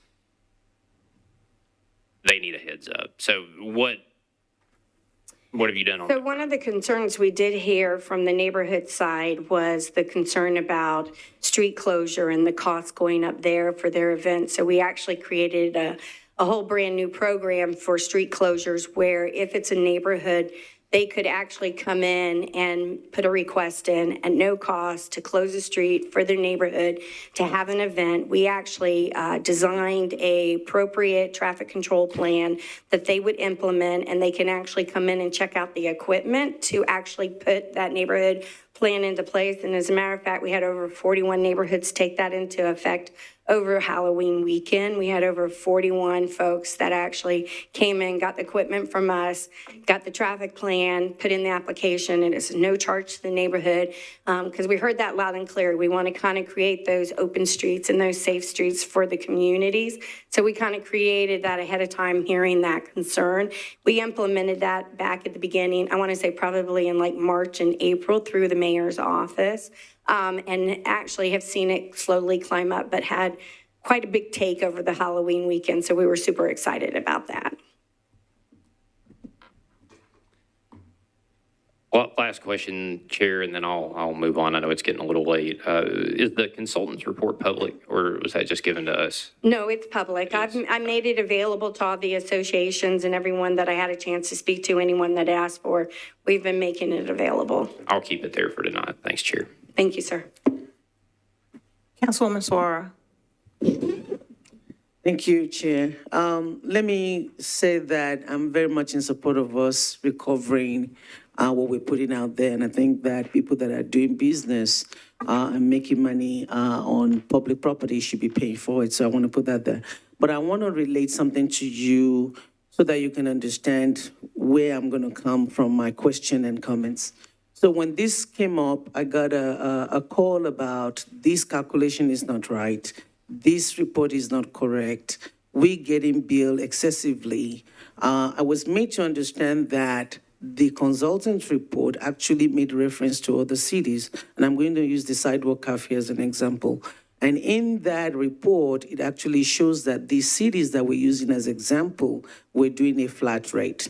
But we wanted to go with a per square foot calculation, which people in the industry came and they were talking and all of that, which is why the last meeting I said you need to meet with these folks, okay? So subsequently, because of all that pushback, we now find out that, number one, the way that we were trying to do it is not the way that the report shows. Number two, we're now going to backtrack, which is good, and now do it the way other cities are doing it. In light of that, number one, we've already have a situation where people are saying we did not know about this report. And then number two, there's now the perception that these numbers are not backed by adequate data because we have to backpedal from it. So in light of that, and I know that, again, this is just a Sidewalk Cafe that I've seen played out this way. I don't know about the rest of them. So my question, which I ask in transportation, is, have we gone back, just like we look at, because obviously for the Sidewalk Cafe, we did not use the recommendation. We were trying to recover the money. That's what that looks like, at least. So in this other one, have we gone back and look at it? Number two, are you open to like a deferral so that you can talk to the other people so that we're going to increase it. People are going to pay it. But shouldn't people feel like this calculation is right? And then we have enough outreach, we have enough communication so that people can trust whatever we're trying to give to them? So thank you for that, Councilwoman. On the Sidewalk Cafe, I want to say that right now what they are actually recommending, we're currently charging $100 for an application fee. They're recommending to go to $281.24. They didn't look at and make any recommendation about the square footage. And that was actually something that was done in a prior ordinance improvement that was done under Councilmember Parker 2 years earlier. And so I think what this did is, hey, it brought to light that, well, wait a minute, you're increasing just the application review process, because this is what it takes for staff to review it, the time to go out and check, do all of that. They're saying instead of it being $100, it should be $281. We put in $250 to even it because we don't round up, we round down. And so, but it didn't take into consideration what that per linear foot should be. So when that actually became a concern and an issue, and also for the council member, because that was never his intent. He wanted to make sure that there was a payment in place to reimburse the use of the public right of way, but he didn't want it to be at a detriment that people wouldn't utilize it. And that's where we were at. So in the conversations that we've been having with that community, which there's been multiple community members involved in that, That's how we came up with the new recommendation of the rate structure for the sidewalk cafe, and basically moving that forward at a different rate than what was originally recommended in the plan.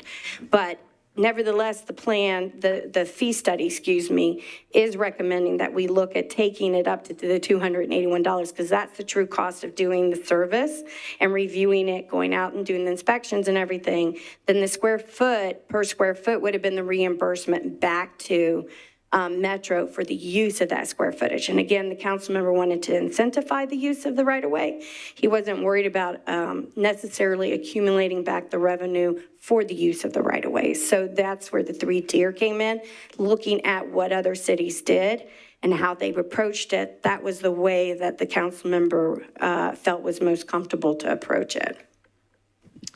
The 3-stair step that he went with. I understand that, and I don't want to belabor it too much, but what I was saying is that there is the annual permitting fee, but then there's the one-time permit fee, but then there's the annual usage fee, which is where the calculation went to almost 10,000 for some places. Depending on the square footage, yes, sir. Based on the square footage, which was not in that report, the square footage was not there. So again, I want us to do this. I want us to get our money back.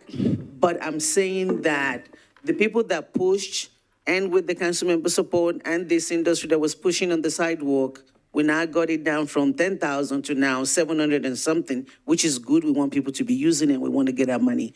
Did we apply the same to the others? And have we engaged the other industry to the point where we can actually say these numbers are correct?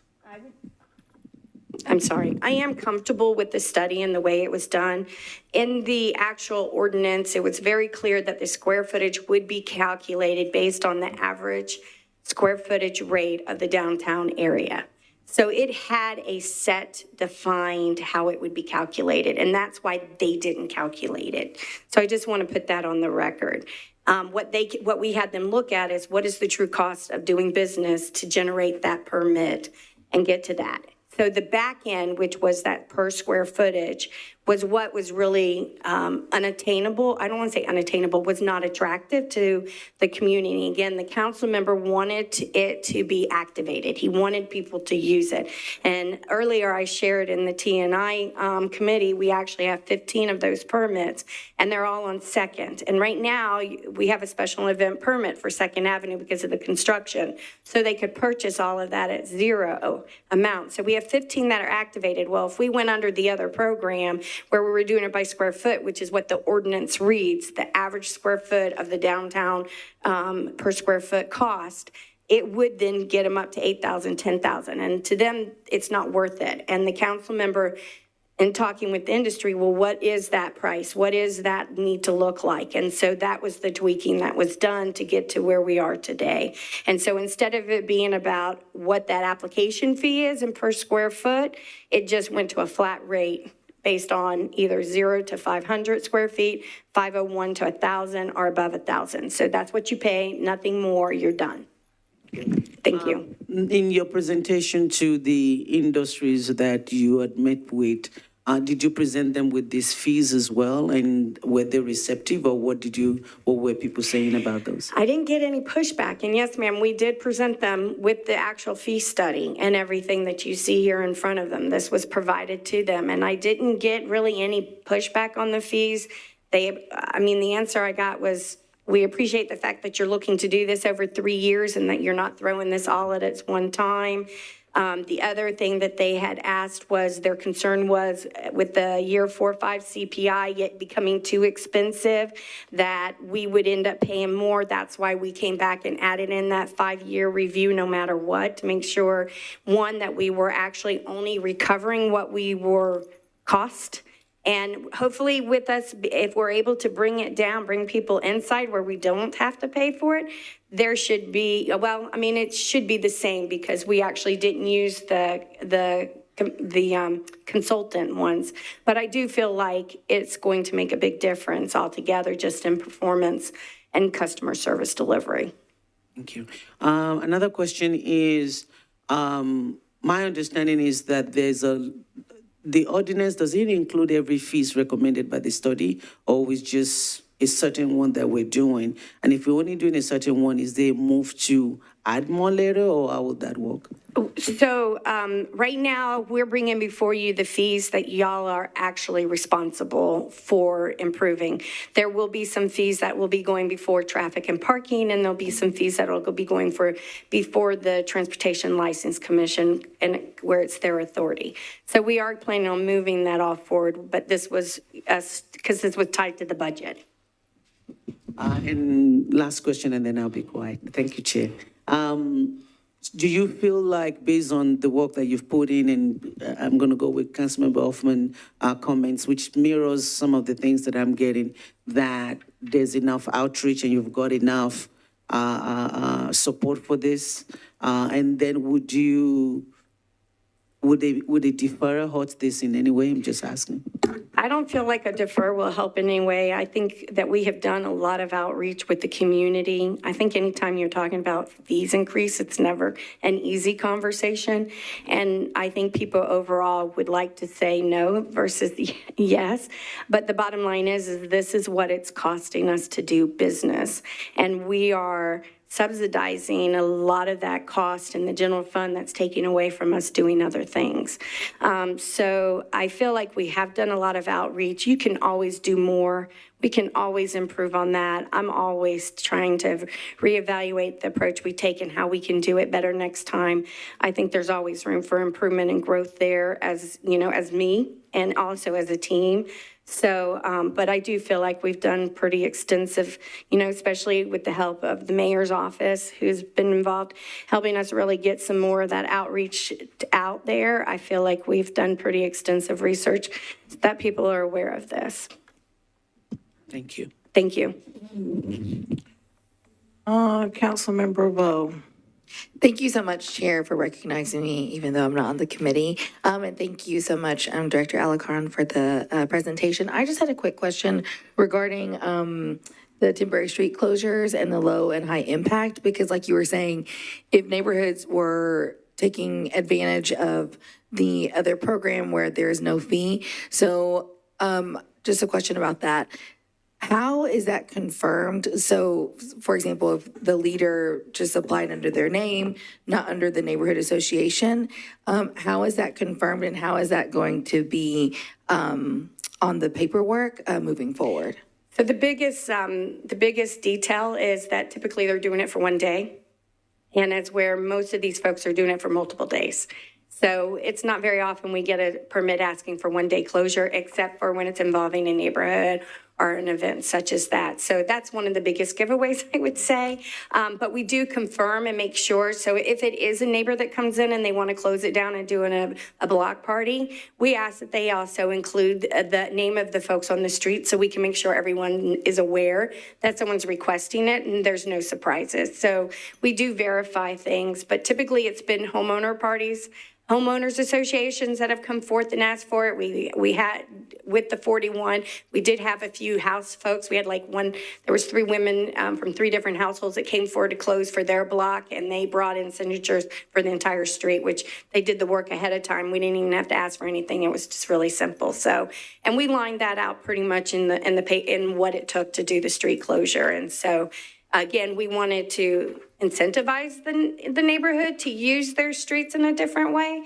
So it's not just about doing a block party. They can do open streets. They could do it for whatever. We want to encourage it. Great, thank you for that. And so regarding the low impact and high impact, so then if you see its closure for one day, the fee there wouldn't be a fee then, correct? Correct. Okay. So that's what I was concerned about in reference to geography. Yeah. But then there won't be a fee. There is not a fee. It is free to the neighborhood. Okay. And then one thing I wanted to also ask was, when they were doing the street closure, now is there a requirement to have certain types of barriers? Yes, actually, we provide them with a standard traffic control plan, and they can get the barriers. Okay, so we don't require them to rent them out or go rent them from anyone. We actually have them in stock. They come and they check them out. We do require a deposit, but they get that deposit back when they return the equipment. Okay. Yeah, I think there was a miscommunication because I had some in my district that they were worried they needed to cancel because they couldn't afford the barriers. No, we set it up so it would be all free. We wanted to really incentivize it for folks so they would take their streets back. Great. And I mean, that's one thing I encourage just listening to some of the other, my other colleagues, that if there is a way, you know, during this process that we do have just the neighborhood, whether working with neighbor to neighbor or any other group that can facilitate, so it's really clear that they are not impacted and that there is another avenue for them. Because I think people won't know, and it's much better to be proactive. So, thank you. Thank you. Councilwoman Gamble. Thank you, Chair, and I'd like to echo everyone's sentiments. Thank you, Director Alarcon, and all of you for being here for this presentation. Totally support the movement or the effort for cost recovery for these particular services.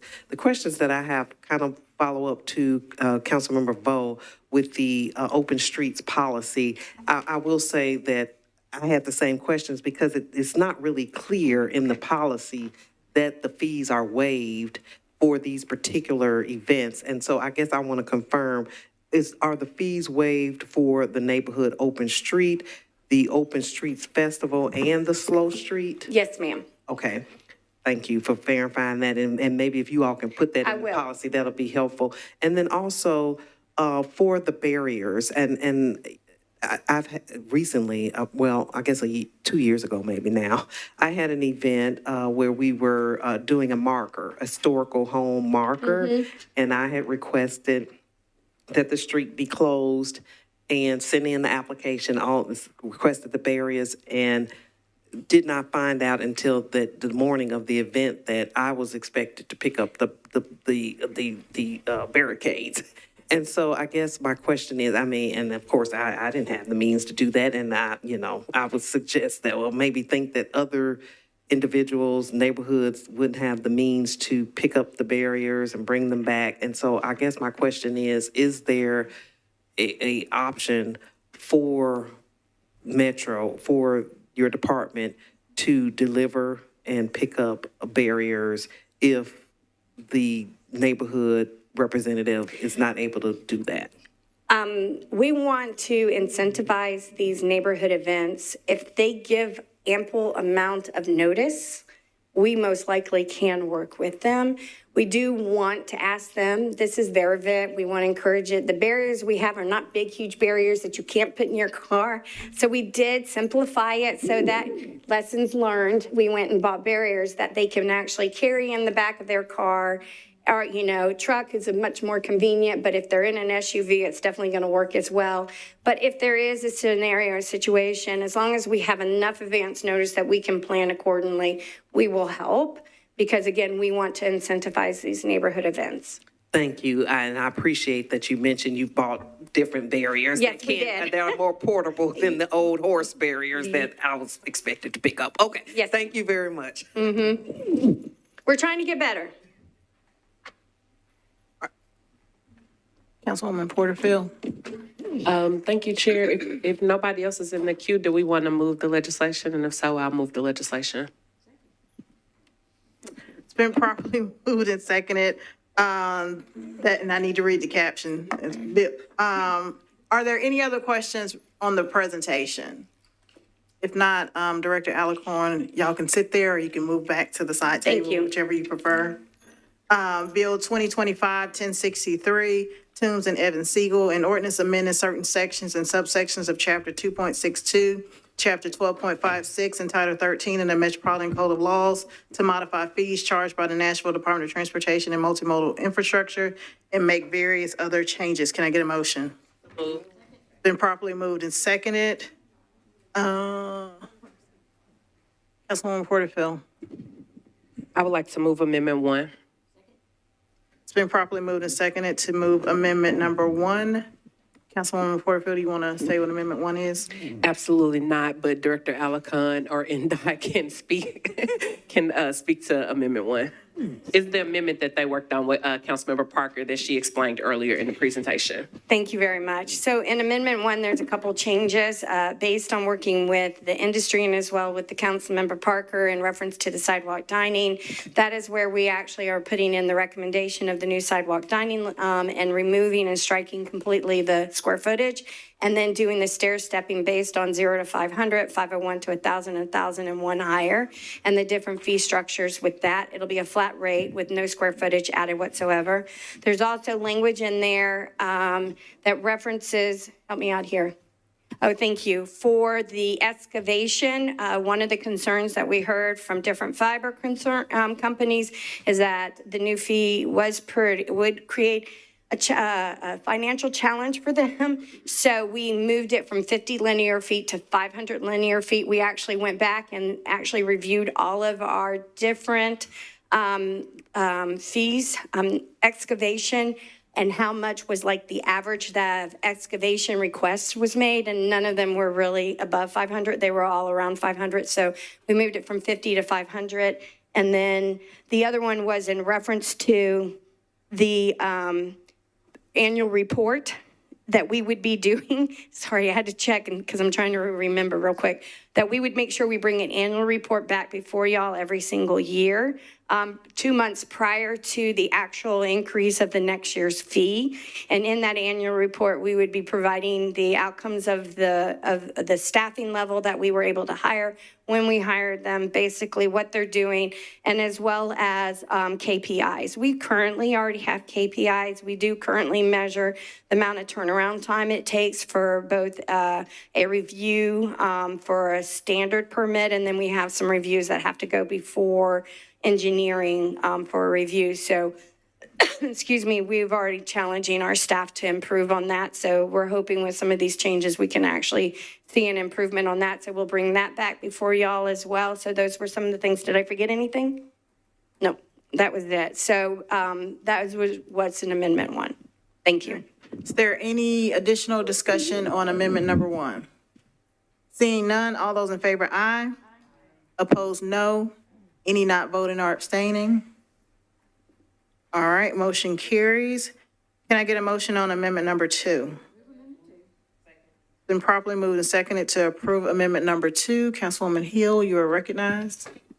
Thank you for recognizing me. I'm not on the committee. Basically, all this does is for accountability that says that with each level increase that NDOT gives back a KPI saying that we hired so many inspectors, we have increased speed by X, and then they say they did what they're supposed to do, and then we say, okay, and moves it. It's just accountability. That's all there is accountability to be able to say, we did what we said we were going to do. And then I don't have a problem with the fee increase. I know everybody needs, everything costs more money, and I understand all that. I'm just trying to create some accountability so that if it comes back to us and they haven't increased everything and they haven't hired the inspectors and nothing's changed, it gives us a little teeth to say, hey. And I keep hearing that other departments do this and other departments don't do that. But the thing that I hate the most in government is that's how people always do it. And Olivia, that's what everybody else does. And so I'm trying to just create some accountability and start a starting point. Any additional discussion on Amendment number 2? Councilwoman Porterfield? Thank you, Chair. I just had 2 questions. I don't know if this would be better for the sponsor or director or administration. So whoever, whoever can answer those questions. My first question is, does Amendment 1 include reporting? I believe it does. So I just wanted to get clarification on how this reporting will be different, or if this reporting will be different. And then my second question is, because this is cost recovery and not actually improvements, I think improvements will happen from the cost recovery, but I'm just trying to get clarity around that piece of it, because this is cost recovery and not just charging more for the sake of charging more. So if I could get some clarity, I would appreciate that.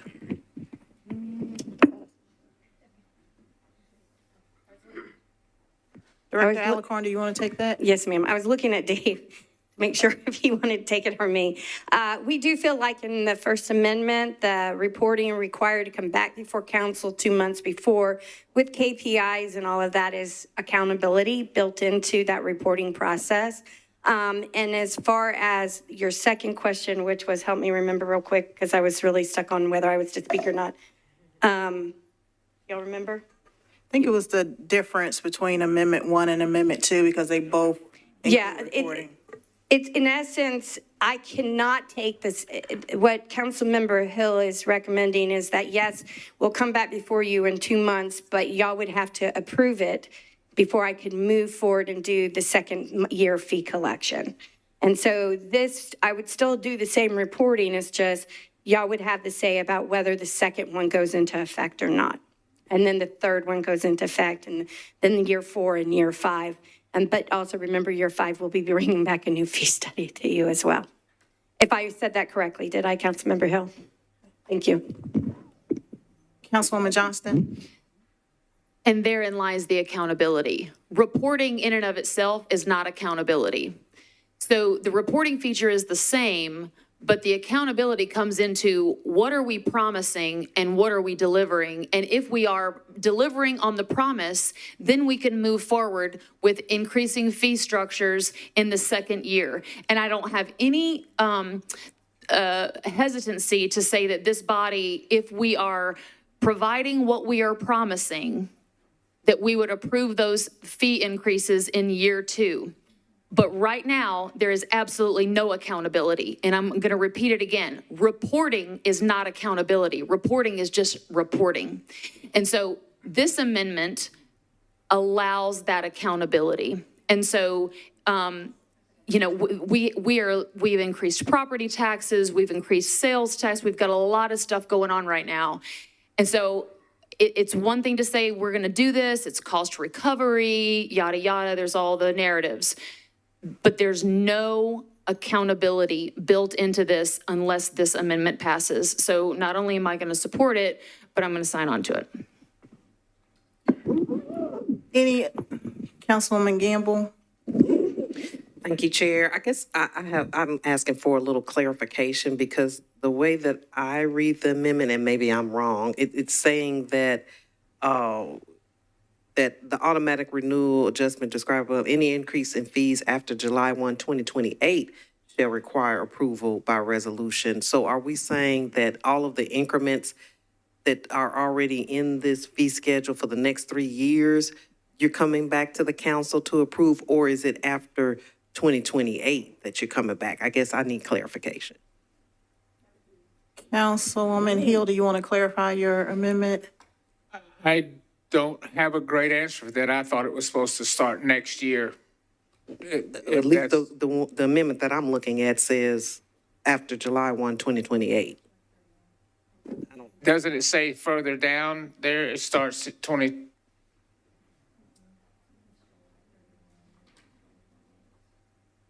I support the amendment, but I just want to be clear on what the date, what we're saying.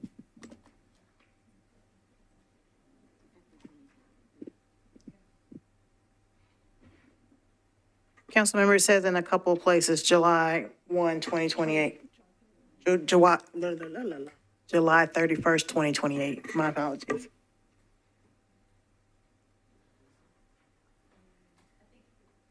Councilmember Johnston? I think the intent from the sponsor of the amendment was for it to start and for the fee increase for year 2 to be evaluated, not just at the end of the 3 years was the intent. And so what's the mechanism to match her intent with the language without creating a deferral in and of itself, although I'm not opposed to a deferral either. And maybe that's what we do here at this juncture is say, let's move for a 1 meeting deferral so that this amendment can get cleaned up to match the intent. And also to continue to do some outreach that I feel very strongly has not been done despite the department saying so. When I've got heads in the back shaking, I'm getting text messages. I think if we're going to say that we have met with a certain group, and put it on in the public record. I'd like to see a letter from that group saying, we met, we disagree, or we met, we agree. But the distrust that I'm hearing, and I mean, sometimes people saying it's just out and out lie, I don't like that. And I think everyone in this body would feel uncomfortable when you've got members of organizations high up in those organizations saying it's a blatant lie that anyone has met with us.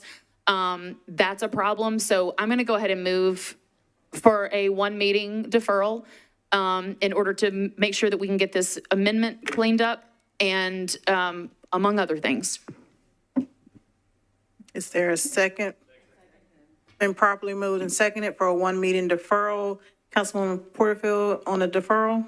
Thank you, Chair. I don't have I'm fine on the deferral or not, whatever. Like, I don't feel strongly on the deferral, but I do think that if we are going to make insinuations or accusations against our departments, that there needs to be some type of clarification to that department chair or the department head on what organizations have not been reached out to, and that does not have to be publicly disclosed in this meeting, but I do think that council members need to tell the director so that the director has the opportunity to clear up any miscommunication or misunderstanding. If they're saying that there's been a meeting, if other people are saying there hasn't been a meeting, right now we'll never know if the director doesn't have the opportunity of knowing which organizations are saying that they were not reached out to.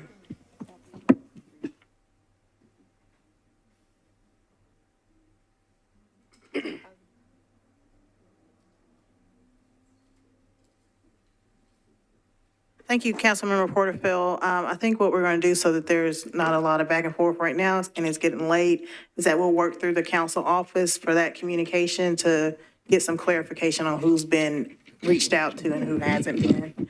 Mr. Rosenberg, I'm sorry, Councilmember Gamble, let me go to you and then to Mr. Rosenberg. Thank you. I just want to be clear. Are we on the deferral now? We are on a deferral motion. So I have some issues because I support the amendment as it is, and I not sure of deferral. So I guess the deferral would be to clean up the amendment to so that it is more reflective of what the sponsor intended. I guess if the department could speak to how the annual coming back to the council for the annual approval of the fee schedule as it's outlined might impact operations or anything in that way, that would be helpful. Thank you. So this was actually originally meant to move forward with the budget. So July 1st was when the fees were supposed to go into effect. And so the concern I have is now we're starting the fee increases. We're looking to start them in January. So I'm already 6 months behind. So I'm looking now to bring an annual report back before this council every January, or actually I have to bring it 2 months before. So it'd be in the beginning of November, we'd be bringing the annual report to y'all, along with the KPIs, the hiring process, what we did, the outcomes, all of that.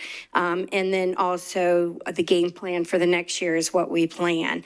And that's a commitment that we made in the amendment and had shared out with different council members and felt and had gotten the green light to move ahead with it. So that's why we moved that forward.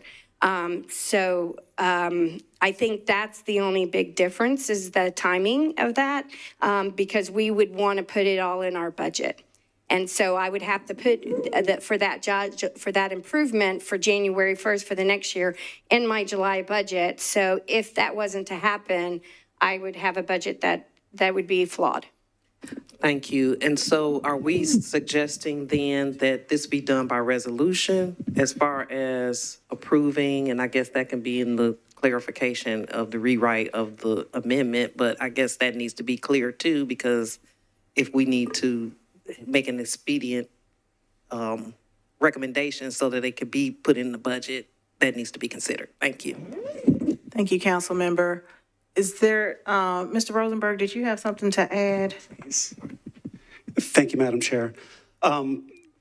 First, I do want to make clear that this bill is not about you're going to get this service improvement for this money. This is about cost recovery. Right now, we are subsidizing these permits, and that's money that could go elsewhere. NDOT has committed to service improvements as a result of it.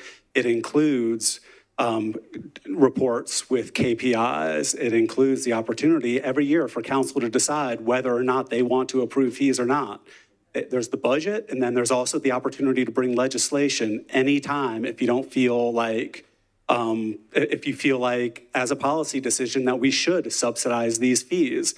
That's okay to make if that's what you see as the top priority. Also, whatever disagreements there are about meetings that happened back at the beginning of the year, there have been great meetings that I've been a part of over the past few months related to this. I'm incredibly thankful to the stakeholders who have participated because they made the legislation better and they brought really good information that made this legislation really vastly improved over what it was before. But I'm just a little bit at a loss about the hesitation to do the cost recovery, given that you will still have the same opportunity moving forward. Nothing that passes is written in stone.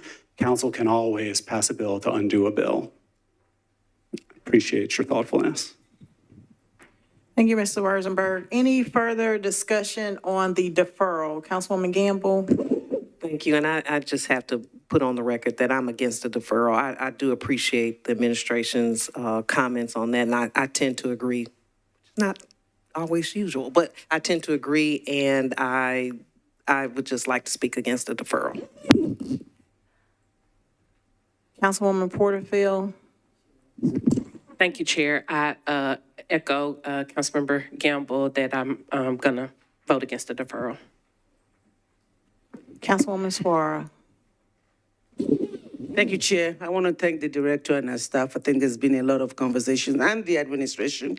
I know that there was a weekend that I took from Mr. Rosenberg and his family that we're talking about this, and everybody was working on it. So I do believe there's engagement. I do believe that everybody's worked hard. But I come back to perception. I come back to what people feel. I come back to how things look. And so for me, if there's still folks out there that says nobody here is against the increase in fees, we've got to recover it.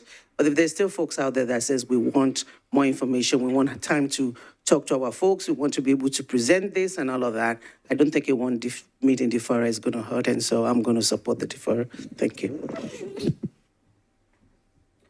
Any additional? Councilmember Huffman? I'll close this out here. Thank you, Chair. I'm rising in support of the deferral, and much for the reasons that Councilmember Suara just gave. I don't see the harm in one meeting. There's still a lot of questions that need to be answered. There was a lot of questions that came up tonight. There's a lot of questions that are coming in live. I know that. And I just want to urge us to not rush such a big change. I mean, it's one meeting. It gives us a little bit of chance to digest it. This is it's good information. You get no argument from me that we need to increase these, but 2 weeks ain't gonna kill anything. And if you're just one thing too, just the actually no, I'll quit for tonight. Thank you. Thank you, Councilmember. Yes, Councilmember Gamble. Point of order. Thank you, Chair. Is the deferral motion for the amendment or for the bill? For the bill. Okay. One meeting. All right. Thank you.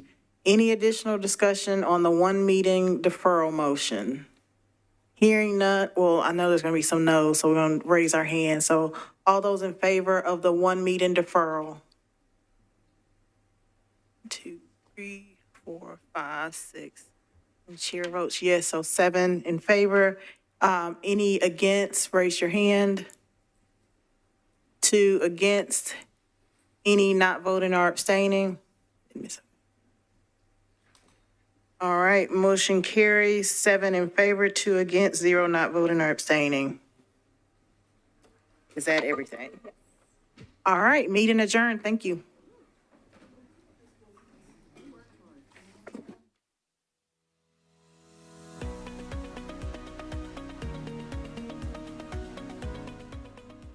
This has been a service of the Metro Nashville Network.